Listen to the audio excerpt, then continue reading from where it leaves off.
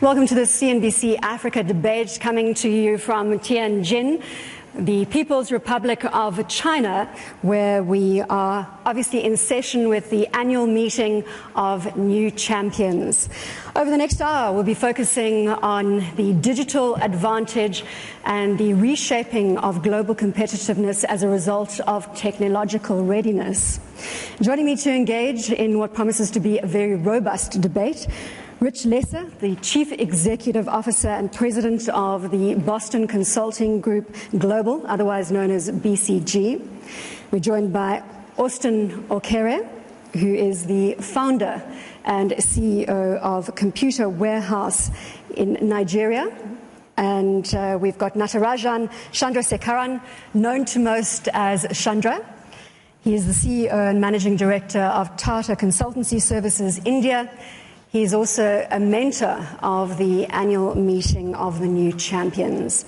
Mitchell Baker, Executive Chairwoman of the Mozilla Foundation USA, is next up, and she's also on the Global Agenda Council on Data-Driven Development.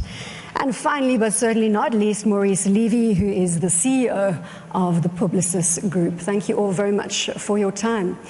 Rich, let's kick off on the competitive landscape and how this is changing. Skeptics out there are saying that the digitization across all industries is perhaps marginalizing developing nations, taking into account resource constraints. There could be validity in that argument.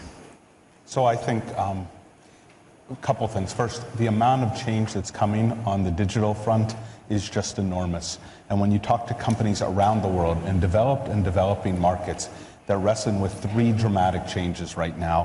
One is how they rewire their own companies, how they transform their own internal operations. One is how they leverage big data and analytics and really get to new insights in marketing and supply chain. And then the third is how they create new products and services for customers. And that message is a broad one. I think when it comes to the emerging markets, certainly there are challenges it opens up, but there's a lot of opportunities too. And the chance to be able to leapfrog ahead in health and education, the chance to leverage mobile and actually go ahead in mobile, I actually would look at it in a much more optimistic light and say for many emerging markets, this will be a chance to make progress in a relatively short space of time, where the existing infrastructure and challenges might make it much longer to provide the benefits, help grow the middle class in different parts of the world. On that optimistic note, Austin, let's bring you in and look at the leapfrogging that developing economies can potentially do here. And I refer to an example like M-Pesa, which is a mobile banking solution. And that the Kenya Central Bank released stats recently saying that adults entering the formal financial sector increased from 41.3% in 2009 to 66.7% in 2013. Radical leapfrogging of the financial services sector due to mobile banking. I'm sure you've seen other innovations in Africa.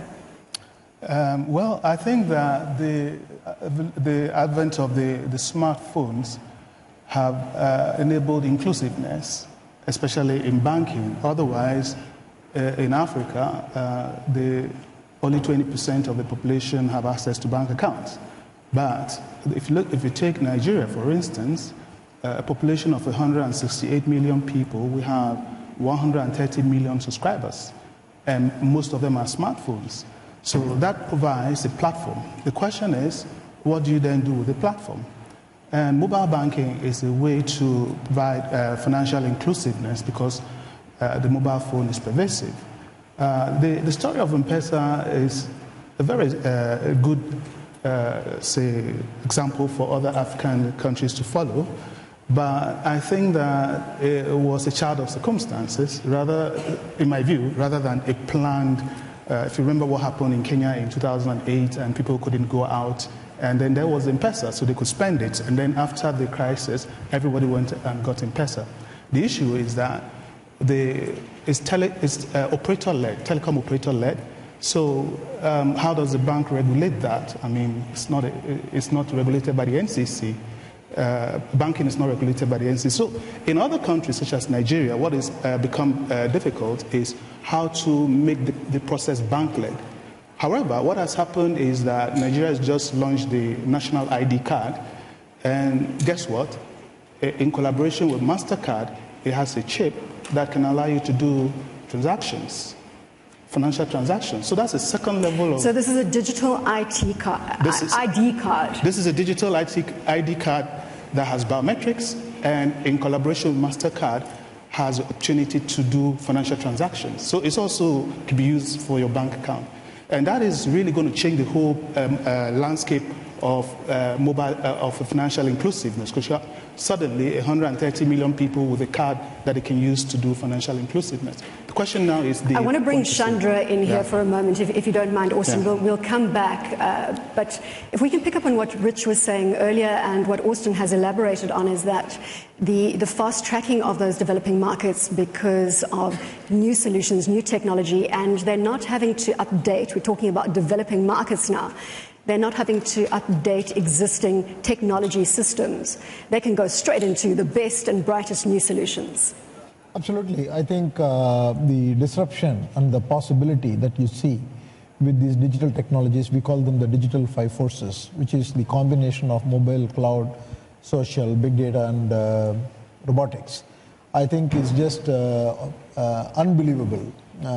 In developing nations, there are significant problems, whether it is in education, whether it is in healthcare, whether it is in governance, whether it is in reaching out to citizen services. You know, any sector you take, the problem that needs to be addressed is humongous.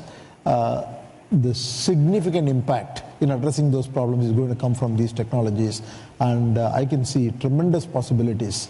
For example, if you take India, the number of kids that we are going to educate over the next decades is runs into hundreds of millions. And how are we going to do it without these technologies? The number of teachers we need in physical schools, the infrastructure that we need, it's all huge. All those things will be bridged with these technologies. Mitchell, let's bring you in here. Digital revolution, consumer revolution. Your response? Well, you know, the point of technology is to improve human life or our businesses or our operations. So if it has any value at all, it should be improving lives. I wanted to step back for just a moment and see if I could talk a little bit about the possibility of leapfrogging, which is so powerful and exciting when it happens. And to ask maybe, it seems to me that the chances of emerging markets leapfrogging and building something new is highly related to the degree of innovation that's possible in the system, in the regulation relating to innovation. And so maybe I have a little bit of a skeptic in me, but I'm not sure that it's naturally leapfrogging. It seems to me that there are things that government and policymakers can do that would encourage leapfrogging rather than being left behind. And so that might be innovation, and then the consumer and individual revolution, so individual businesses and citizens can actually participate in that process. You make a very valuable point. Chandra, you want to respond? I think the innovation is not going to be products and services specifically for developing markets or developed markets. I think that that distinction is going to blur. And you're going to have social context deciding everything else. What you sell depends on the social context, not on the physical context anymore. Previously, everything that you offered to someone is based on the physical context, where someone is. Now, it is based on who someone is connected to. The social context will come into play, so which essentially means that these the divide between the developing and the developed nations will slowly blur. Mitchell, are you satisfied on that front? Maurice, let's bring you in here and go back to a point that Mitchell's raised, and that is regulation. Speaking specifically about cross-border data, now where goods and services and people are concerned, there's this tsunami of data when it comes to border activity. Regulation, we know, is lagging technology. The question here is, can government ever play catch-up, or are they always going to be on the back foot when it comes to regulation? I would like first to say one word on leapfrogging, because I think that there is something which is extremely important. When you look at the evolution of the technology, we are on a mobile system.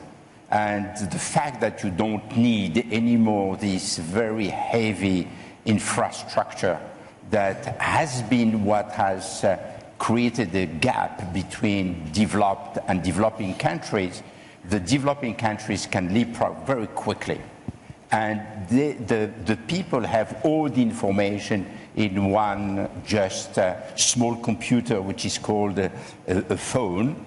And you can maybe speak on, but what you can do is to have all the information. And this is leading to data.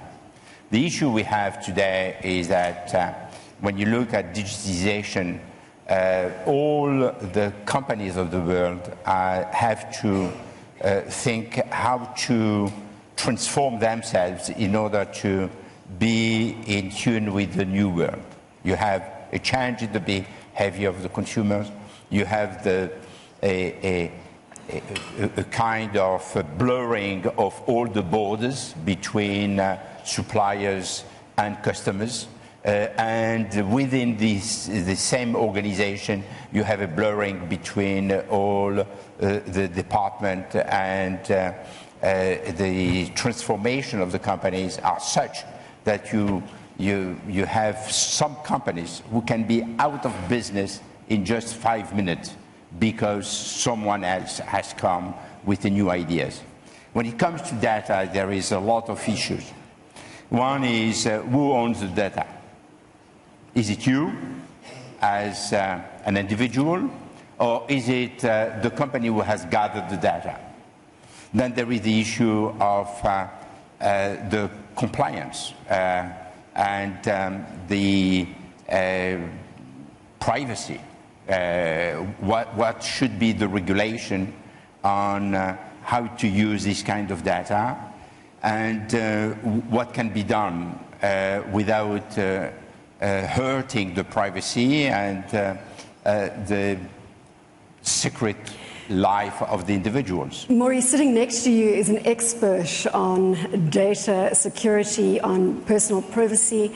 Mitchell, you sit on a number of different councils in this regard. Perhaps you can bring to the fore your thoughts on data, the security around it, and certainly the personal issue that Maurice is speaking about. Who owns it?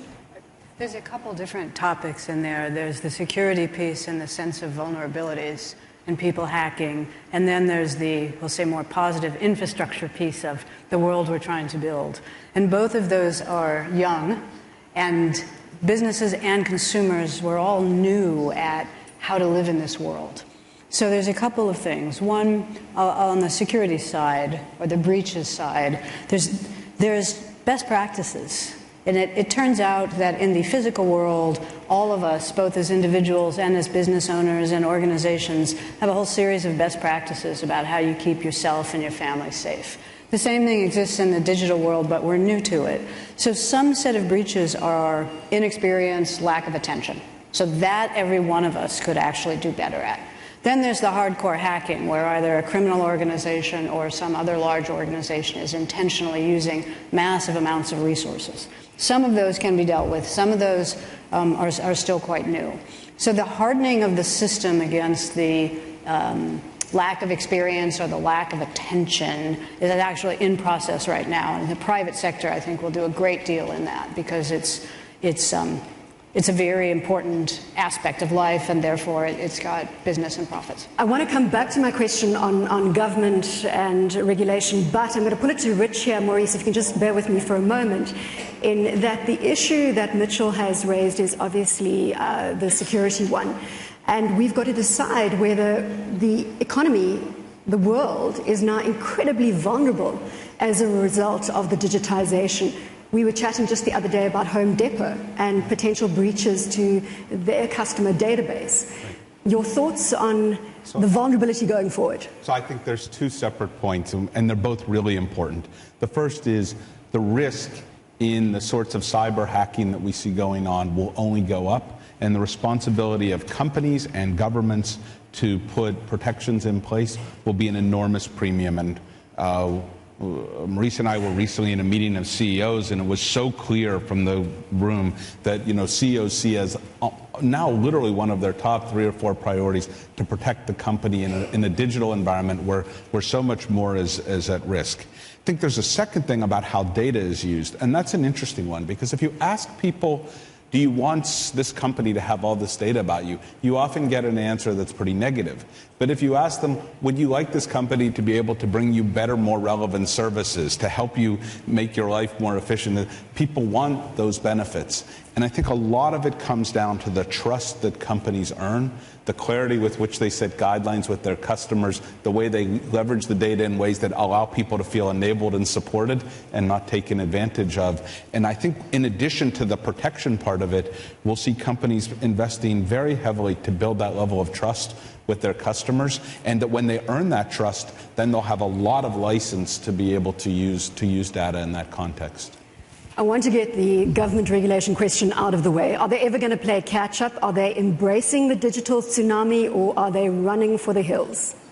I think it's a bit of both. First and foremost, don't forget that the government themselves are also consumers and beneficiaries. So it's not as if they are locked in one side and trying to prevent. The question is they also have a responsibility to the citizenship. I mean, the debate on whether it was wise to put the financial chip on the ID card is still a jury that is out there. The issue is how fast can you make legislation? It is slow because it's not a digital process. It doesn't have velocity. The parliament has to meet and etc. So it's always going to lag, I think. Chandra, coming back to digitizing the supply chain, the advantages that you're seeing, you are speaking to companies across the globe from a Tata Consultancy Services perspective. How quickly are they managing to rewire? Are they in a panic? Are they in a panic about rewiring? I think, first of all, everyone recognizes the potential and the urgency that's needed in order to rewire. I think we basically call it a framework of 3 things. One is the huge investments that have happened in terms of the current systems, current procedures, processes, current way of doing business, the business models, business processes, etc. That has to be simplified. Unless or otherwise you simplify it dramatically, then it's very difficult to reimagine the future. So you've got to do that simplification and the reimagination both at the same time. Once you do the reimagination, how do I do the business in the future? For example, the best example I give is workflows. How did workflows come about? Workflows was about taking a form from desk to desk because the information was not there at the first desk, it went to the second desk, then to the third desk. And the hierarchies got built up over a period of time. But today the information is real time. So work should not flow. Competitiveness of businesses, Maurice, the advertising industry being turned on its head because of digital innovations. You are collaborating with competitors, people that were previously competitors. New competitors have emerged and probably are emerging on a daily basis. The business landscape has changed dramatically, and the old established business has been transformed and is going to be even more transformed. And if you look at our specific business, we are no longer competing only with our classic competitors. We are competing sometimes with BCG and collaborating with BCG. We are competing with Accenture and collaborating with Accenture. The world is transforming itself and the competition is a new landscape today. If you look now back to the question of data, I think it's extremely important to see that this is very helpful to understand the consumer and to target much more precisely the consumer. But at the same time, we should never forget that what moves a brand is the connection with the consumer. How you can connect with the consumer with a great idea, something which creates a bond, which will make that consumer loyal to the brand whatever happens. And this is something which will last, while at the same time all the things that we are seeing today is evolving at a speed never seen before. timing, yes, Rich. I just wanted to build on that and then come back to something that Austin said about governments, which I think is really important. There's this natural tendency for governments to focus on the challenges, the risks, and all the rest. The opportunities are enormous. And just to put it in context, or give an example, Saudi Arabia, so an emerging market, put in place an unemployment system for its citizens. So it's large, not large like China, but 40 million people in the country in 9 months, from the moment they made a decision till the moment they were able to make the first payment. In a world where traditionally putting in those sorts of systems takes 3 to 4 years. And in the first year of that system, they were able to give benefits to 1.5 million people, and they had 2 million people in Saudi Arabia going online to do e-training and develop their own capabilities and professional skills. The only way that was possible was to make it an online system, to get away from the traditional models in the developed world of tons of departments and paper shuffling from one place to the next. It was to put it online, check access and availability and the rights to different services or payments electronically. And that's how they were able to do it in less than a year and reach such a broad set of the population in ways that didn't just provide money, but provided real benefits. That's the kind of opportunity we're looking at around the world. And I think it's as much of the responsibility of government to think about how to leverage this technology to benefit their citizens as it is to how to protect their citizens against misuse, which is a legitimate need as well. Austin, the reason I threw to Mitchell earlier about the consumer revolution is stats like the stat from McKinsey that 80% of all purchases are researched online, whether the purchase is actually made in store or online, but 80% of all purchases are researched online. If I was a retailer that hadn't adopted a digital trend at this stage in favor of allowing consumer to access that information around my products, then I would be quaking in my boots. Again, consumer revolution. Well, I think that it's inevitable that because of the velocity of providing goods over a virtual channel, it's always going to be pervasive. That is the future. The stores, in my view, are going to be more like a showpiece to have a look and feel. More purchases will be online. The question is, how do we keep up? And what is going to be a limiting factor really is going to be the logistics. I mean, I bought a nice neck pillow from Paris and delivered to London, 34 euros, and the delivery is 20 pounds. So that is a big challenge to online, the consumer getting his retail products from online, if we can sort the logistics products, the logistics part of it. Mitchell? Yes, I wanted to pick up on Maurice's comment about brand and loyalty and your piece about the consumer revolution, because one of the things that happens now is that your consumers, once they're online and engaged in research, are much more active or engaged in the brand and the loyalty and their response to it.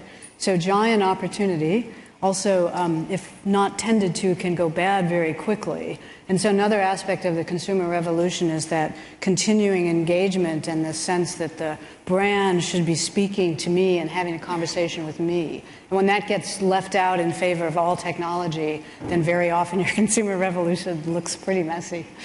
Let's talk about jobs for a moment, Maurice. Just moving on to the fact that so many jobs are being automated, robotics are on the way. In fact, many are already in the system.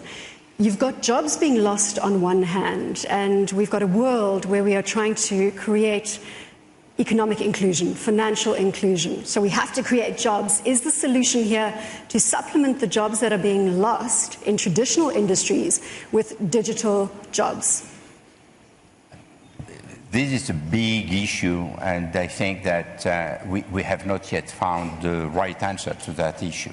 We know that the old traditional companies have to lose jobs because there is no other way if they want to keep up with the momentum and to want to keep up with the modernization of their industry. They can be out of business just overnight. You can see what's happening with Uber. You can see what's happening with a lot of companies. Think 1 second about just the travel agents. Travel agents are out of business. Now, who is going to a travel agent to prepare a trip? No one. They are going to their computer, their mobile phone, and they are making the reservation, finding the right flight, finding the right hotel. They do that on their own. So there is a lot of things which are changing. And the transformation will be extremely difficult to manage because there is the weight of the past and the fact that we are not prepared for this kind of revolution. And there is the new millennials who are coming and knocking at the door, and they want to have jobs and they want to have to start up their own business, while at the same time the people of over 50 are not prepared to change. So this is something which will be probably the most important headache for head of states and the organization for the future. One thing which is also extremely important when we are speaking about the transformation is the fact that the business will not be run anymore as in the past. There is no such a thing as confidential information. We have to learn how to work transparently. Board meetings will be online tomorrow and everyone will have access. People will hack the information, and the most secret information will be available to everyone. And this will transform the way we are thinking about the business, and we have to be able to speak openly about our strategies, about each of our decisions, why we have decided to shut down that business very transparently, instead of using the diplomatic word that we are using today and which will be totally irrelevant tomorrow. So it is a huge transformation, and the biggest worry we should have is how to make sure that the people will have a job tomorrow. And clearly learning online, learning will be the key word for tomorrow. Austin, this resonates with you, learning online. Chandra, I'll be with you in one moment. Given the project that Computer Warehouse has just embarked on with the federal government of Nigeria's education department, and also with the World Bank, where you have, just as back as early as July 2014, connected 27 universities, federal Nigerian universities, linking 1 million students and teachers into a research and education network. So that's to Maurice's point. Investment in STEM skills is where we're going. I think that we have to look at where the jobs are being lost and where the jobs are being created. I mean, Premier Li Keqiang yesterday alluded to 10 million jobs being created in the first 8 months in China. And in Nigeria, we've created 2.4 million jobs last year. And we talk about job losses. I think that anybody that is in a business that sustains itself on arbitrage due to information that only they can have, that business is threatened. And you have to cannibalize yourself to create the digital aspect, the digital image of that business. I mean, consulting, for instance, they had a lot of information that people didn't have. But today, that is being leveled because many people can find the information that the consultant can give you. In fact, the supplier is your consultant as well. You know, so if you talk about the Research and Education Network, this is the first of its kind in West and Central Africa. And what that does is that it makes information ubiquitous and pervasive. So all the universities are connected, and they're connected to a global research, to the global research repository, and they can get the same information that maybe Boston Group can get. And the whole point is to take that down to all the universities, polytechnics, and even down to the primary schools. Chandra, you wanted to come in earlier? I wanted to make 3 points. The first point is that before talking about jobs, we need to talk about business models. What is happening is certain business models are becoming irrelevant. New business models are becoming not only more relevant, the art of possible. What is the art of possible is just expanding dramatically. The second thing is that requires a completely new type of skills. On the one hand, we're talking about job losses. On the other hand, there are certain skills that we require, and there are not enough people because people are not trained, people are not educated in those skills. So the third point, that leads to my third point, which is fundamentally there has to be a significant investment in STEM across the world. I think it's going to be a fundamental requirement. And on top of that, you can add all kinds of dimensions. Everything is getting linked to data. It's all about, it's an insight-driven world, whether it's healthcare, whether it's retail, whether it's industrial internet, everything is insight-dependent. I want to pick up on that just with a personal anecdote. When I was researching for this debate, I got myself into an incredible panic around STEM skill education.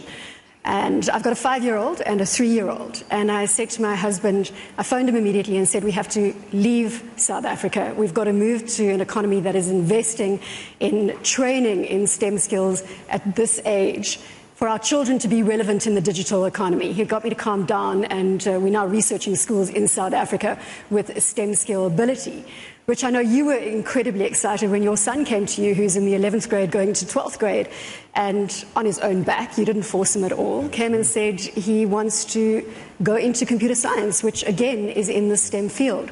My question here is, if children, which is where my panic came from, if children in today's day and age do not have a foundation in digital, are they ever going to be able to compete globally? That's what I panicked about, Rich. So I would say 2 points. The first is absolutely the ability to be more comfortable in a digital world and to see the world through that lens will be a huge unmet need in society. You know, when Ford identifies its greatest shortfall, it's software and systems engineers. When the United States looks at its shortfalls in job creation, it sits in that area. And that will be one of the most attractive places for young people to build careers. And it will be important to have that foundational knowledge, even if they don't specifically focus in computer science, but in other fields, because almost all fields will become related to that. The second, though, is just to build on Chandra's last point. We have lived in a world for decades and decades where having knowledge was the huge source of value that you could create as an employee, and that having knowledge disproportionately was the way you had a good job and are able to advance. And that is going away incredibly quickly. And the ability to create insight, to start, as Austin was saying, where everybody will have the data. The data will be ubiquitous.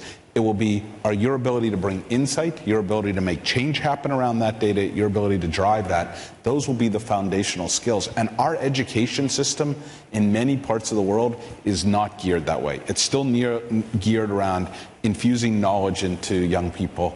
And that is less relevant skill than working in teams, drawing insight, advanced problem-solving skills.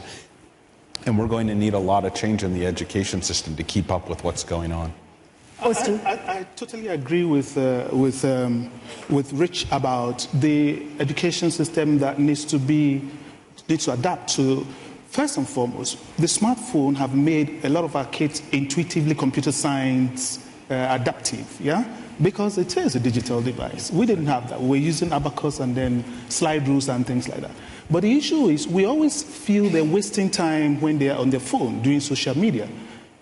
I was pleasantly surprised that even though I thought my son, 13-year-old boy, was wasting time, he came to me one day and today he's written a program, a game that is loaded on iOS and on Android, downloaded by 1,000 people already. 13-year-old write a game? Where did he learn programming skills? It's intuitive to him. But the schools discourage them. Instead of trying to make that use of social media productive, they discourage them and still take them back to how that we were taught, which is precisely what you're saying. Chandra, isn't this the key to everything? If we do not create those foundational skills for students in STEM skills, then we are going to fall by the wayside. Well, those economies that don't invest in STEM skills are going to fall by the wayside from a global competitiveness perspective. Coming back to the Global Competitiveness Report, the World Economic Forum's Global Competitiveness Report of 2014-2015, those companies that rank at the top from a competitive perspective are able to develop, attract, and retain skills. I wouldn't panic as much as you do, but I've got to bring a bit of drama in here. I'm a media person. I think STEM skill is absolutely needed, and in some nations it's going the opposite directions. So there has to be a significant investment in STEM across the globe. But the second point I want to make is the education is transforming itself so dramatically. So it's not that you're going to learn everything in a university, in a classroom, and many times you're going to learn things as you need. It's not that you have studied calculus in school and that's what's going to come and help you later on. If you want to learn calculus tomorrow to solve a problem, we're going to learn it today. That's going to be possible. And so the whole education itself, the way of learning is going to transform, and teachers and universities have to go through the transformation as much as students and parents have to go through. Mitchell, plug-and-play solutions, coming back to competitiveness amongst companies. Private sectors in developing environments or private sector companies could potentially now plug and play into global value systems. Is that happening already? Yes and no. But there's certainly examples of it. You can pick almost any industry and find an example or two of it. So we're beginning to see that. We're also seeing global platforms rise really quickly and fall really quickly. And so in those platforms, we see less of the plug-and-play piece. Those are actually going the opposite direction, where a global platform will be a single integrated vertical stack. And so in that setting, the place you can plug and play is very clearly defined for you. So we see a lot of that. There's whatever computer you're using. So I would say in the areas of plugging into a predefined place in an integrated stack, like your phone, that's multiplying. And we're seeing a few examples of the leapfrogging, but not in the same number as we would hope to see going forward. Maurice, just keeping with that theme, what it enables companies to do is not to have to produce products and services from end to end. They can contribute to different pieces, and it goes back to your travel agent example. A travel agent portal, and then suddenly you've got a car hire service coming in, accommodation service coming in. Again, these plug-and-play capabilities. Clearly, when you look at what the future will be, for what we can say today, because I guess that in 10 years' time, no one in this room can predict what will happen. But for what we can see that collaboration will be key. No one anymore can do everything on its own. You can see what's happening with General Motors, with a lot of companies of the world. They are not doing anymore what they were doing, which was from A to Z, the whole chain of value. They have to rely on partners. It's the same when it comes to intellectual property. You look at what's happening in the development of all the features. There is a collaboration between Intel and Apple, between Apple and Samsung. There is competition and collaboration, co-opetition, because they are collaborating on the chips and they are competing on the phones. And this is something which will be developing in the future. We can't expect to have one company doing everything at the same time. The other thing that I would like to point out is based on what Rich has said regarding information. Information is no longer something that has a value today because it is accessible to everyone. The key question is how to use the information.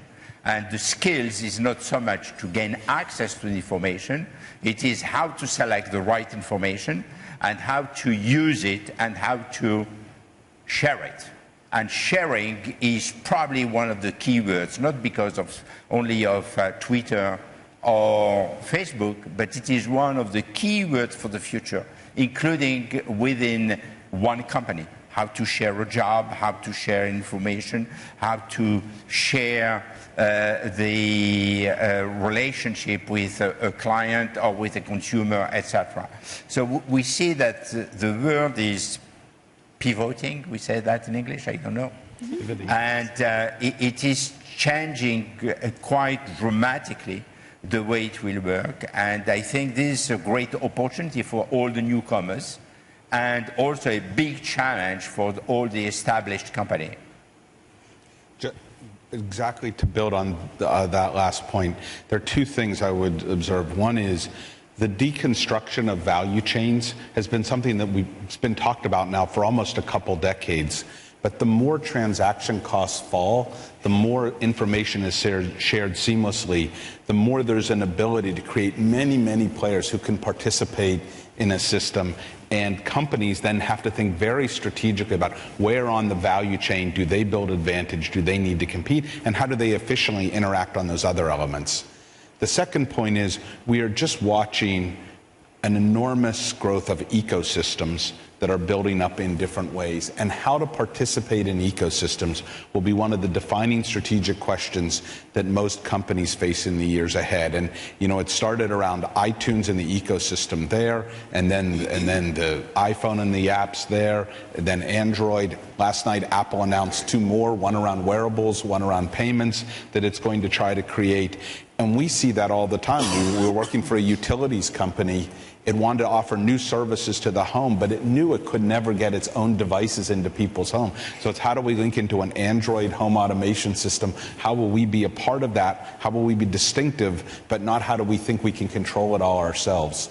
And that issue of participating in ecosystems, I think will be, we see it here in China and Alibaba and Alipay. That's a key defining strategic Alibaba issue. will be listing on the NYSE News Out. It's going to be one of the biggest at IPOs an enormous globally. Valuation, absolutely, and well deserved. Business sophistication. If you look at investors now scrambling for digitizing emerging markets, what we're seeing is actually the enlargement of the investor pool and a diversification of the investor pool, which is a good thing. Austin. Yeah, I think at the end of the day, if you look at what we're going to have, water finds its own level. So you probably will say that it's risk, it's complex to attack the emerging market. But when you have done so much and there's the uptake in developed markets is getting to saturation, you have no choice than to look for new markets. So the new markets today are in Africa and Latin America.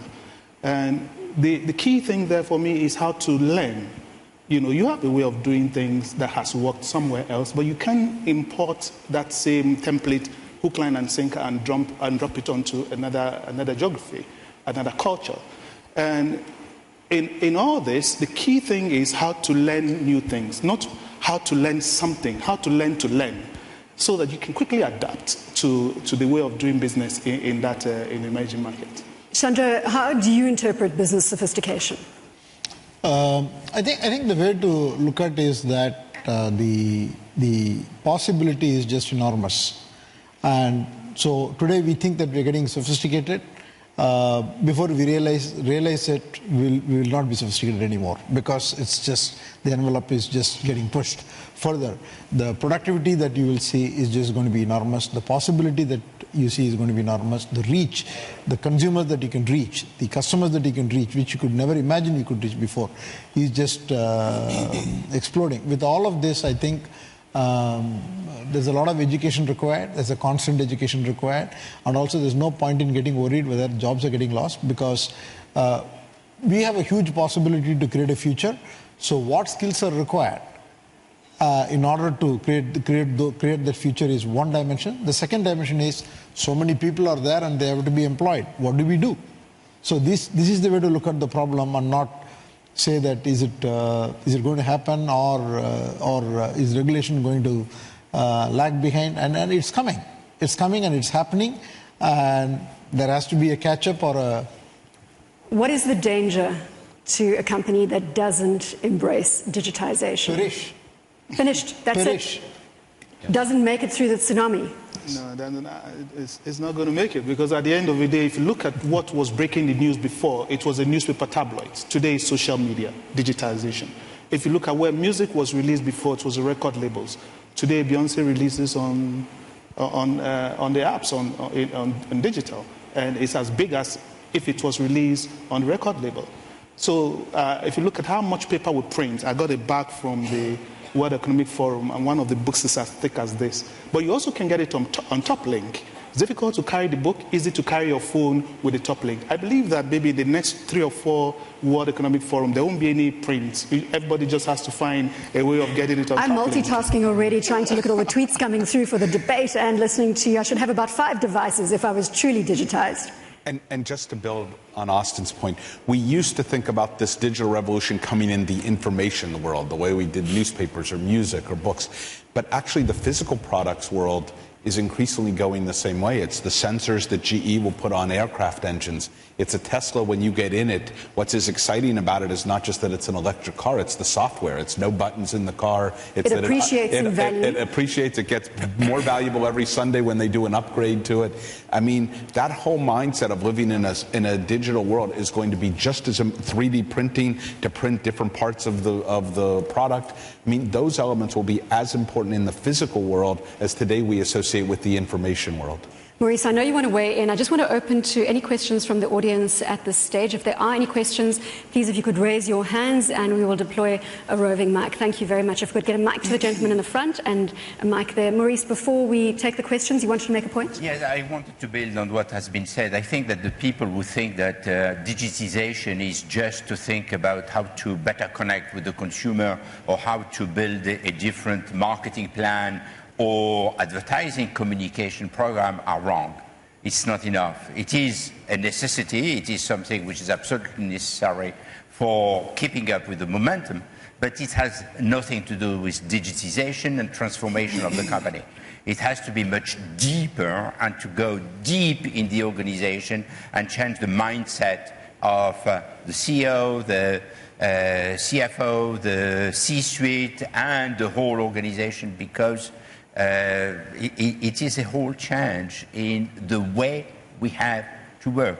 And the decision-making gets closer and closer to the customer. And, you have mentioned outlets, etc. Think about how to sell cars. You will have much less big dealer program and outlets outside the cities. You will have something which will be much more virtual, and people will build their own car tomorrow. So it's very, very complex, and we should not print their own car. They will print it. It could even be possible. No more supply chains. Yes, sir. Please go to your question. Thank you. Anushka Vijay Singh with the WEF Global Shapers Community, Colombo Hub, Sri Lanka. My question is on digital advantage and business sophistication for the second-tier firms. You know, in many developing countries, a large proportion are small and medium enterprises who may not, unlike the large enterprises, be able to go to the BCGs and Accentures. How do you see that landscape shifting, giving that global competitiveness advantage to SMEs? Do you think that they'll be able to naturally adopt, or could governments do things? Is it incentives? Is it some types of deregulation, creating that business climate for more SMEs to adopt this and become competitive with digitization? Thank you very much. Austin? I mean, if you talk about SMEs, then you talk about more of Africa. I mean, small businesses even our big businesses are small in global standards. The good thing is that with today's cloud computing, the small companies have more or less the same advantage in technology as the big companies, because they can work on a subscription model on a system. For instance, I'll give you an example. We provide an online system for small companies so that they can display their goods online and people can buy. We also give them a system for ERP. They don't have to buy it. They run off subscription from our own environment or our own system, and then we charge them monthly something small. Now, that brings the discipline that you're looking for, you know, because then if you're going to do CRM or whatever, you don't have to invest in it. That immediately removes the advantage that the big companies had to buy technology that you didn't have. So today it's available, I would say, more pervasively to small companies as well. Another question? Yes, thank you, sir. And then you. Hi, this is Navneet Vasish from BCG. I have a question on the potential of digital as a leapfrogging opportunity for emerging markets. Yes, the user infrastructure exists in terms of phones, but what about the pipes and the local applications that are required to really enable this infrastructure to be used? Even today, 40% of smartphones do not use any internet. Users have the device, but they don't use it for digital services. Do you think emerging markets are paying enough attention to that part of solving that part of the problem, the pipes, the spectrum, as well as the local applications? Well, I was wondering, Chandra, I thought that was directed at you, but Austin's happy to take it. You would like to? See, I think the way I look at it is that there is a lot of investment happening, and spectrum is a problem in most part of the world, definitely in emerging markets. I can definitely talk for India. But having said that, these investments are happening as we see, and technology is maturing. This is an area in which, small cells and these kind of technologies are coming in. So it will be a catch-up game, and we will never be happy. The content play is so rich, and most of the services are being offered free. So the demand is going to increase constantly. So you'll always be playing the catch-up game, but it will dramatically improve, is my take. Austin, you wanted to add? Yeah, I think that if you look at the capability to consume, the devices are way up there. The problem, he's right, is the pipes. Without the connection, the last mile connection to the home, fiber to the home, then you cannot connect, for instance, your SME can't connect and do subscription business. Then they need to have the physical thing in there. But if the pipes are there, and it's a problem. In Nigeria, for instance, we have 9 terabytes sitting at the shore, and less than 20% of it has gone to where it's needed, which is into people's houses, because we didn't think about the plumbing that is going to take it to people's houses. We still have the old copper cables. Question is, how can we quickly bring the pipes? And what we've done in Nigeria now is to look for, there's a bid out for companies to go to geographical areas and put the pipe and then interconnect the pipes. Before, you find people were picking and choosing, and everybody, of course, is going to choose Mumbai, Delhi, and then the rest are left out. So if you look at the research and education network which we have put in Nigeria, what that is doing is forming communities around those universities that can also tap into the STM1 line. It's a very big pipe that goes to the university. So all around the university, they make use of that pipe. And if we take it down to 500 universities, you can imagine the ripple effect. So the pipes are important, and I totally agree with the gentleman. So would you like to go ahead with your question? Could I actually, I'm sorry. I wanted to add a little bit on the content piece, which the local content which you raised, which I think we haven't addressed. So I think we're on the cusp of seeing large quantities of local content, both be enabled, be encouraged, and be discoverable and findable. Our original models, this is something that Mozilla is working on pretty significantly, there's probably a lot of content that makes sense in a locale that's not relevant globally at all, and will never be discoverable or make sense to search a giant global database of apps. And so our role, we see our role, is to build an example of what that might look like, how it might work, what the creation tools are. So the ability to consume is step one, but the ability to create is where real value for locality exists. So we still feel a little bit like we're on the edge as pioneers at Mozilla because there's no clear revenue stream on this, and there's a lot of work to make it, but we see it coming, not just from ourselves, but from other systems as well. So. Yes, sir. Richard Jefferson from Cambia. I have a question about, mostly directed to Mitchell, about the importance not of pipes and not of digits, but in fact of the knowledge enshrined within that bit stream, and the importance of open web standards to ensure that knowledge doesn't disenfranchise many potential users. Could you comment on the essential nature of open standards to make use of the digital bit stream? Sure. I'll start by commenting again on creation on top of consumption, and that like consuming is great, especially the things that are free and the apps that are free, but the real luxury in life is to create what you need, or to get what you need one way or another, and to be able to build. So for that piece, the role of interoperability and standards is really key, because otherwise you end up creating, but you're locked into a system where your neighbors may not be using it. And so this piece of standards and the open web is another way of describing interoperability among systems. So among cars, for example, this is a pretty key aspect. It's not very strong right now, actually. We find at Mozilla that we continue to work on this, but it does not have the same focus as it did, say, 5 years ago, when interoperability and open standards were key for everyone involved. Difference between the web and the current system. So I would say I'm hopeful that the future is a return to interoperability in the computing environment of the future. If you imagine if your car and your health devices and everything is not interoperable and it's all siloed up, then life's going to be difficult. So I'm optimistic, but it's hard work right now.